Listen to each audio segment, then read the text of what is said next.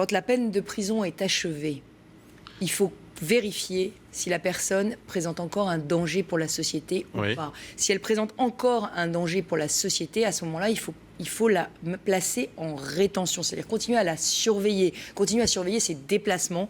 Moi, je crois que c'est maintenant une exigence pour ces personnes qui sont radicalisées et dont le séjour en prison, finalement, ne fait qu'accroître la radicalisation, parce qu'en réalité, c'est ça qui se passe. C'est ce qu'il faut faire, c'est ce que je réclame. J'ai déposé de multiples amendements dès 2012, la loi terroriste, pour qu'il y ait des centres de rétention, très clairement, comme pour les malades psychiatriques. Dans notre pays, quelqu'un qui est atteint d'un trouble psychiatrique qui constitue une menace peut être placé dans ce qu'on appelle une procédure d'hospitalisation d'office. Ce sont les préfets ou les maires. C'est une procédure administrative. Donc moi, je demande qu'il y ait ces centres de rétention, qu'on place ces personnes dans des centres de rétention. Aujourd'hui, il y a... C'est combien de personnes, selon vous ?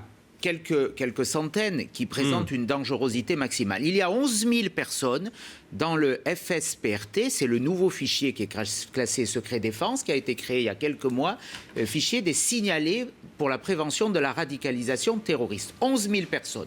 Il y a 10 500 personnes fichées S. Il y a là-dedans environ 1 millier qui sont suivis par la DGSI, qui sont ce qu'on appelle le haut du spectre, qui représentent une dangerosité forte. Ces personnes, aujourd'hui, il doit y avoir un principe de précaution.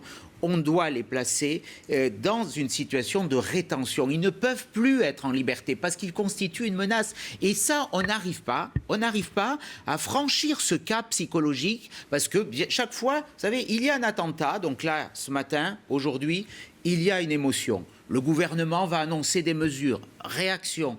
Et puis après, il y a la banalisation.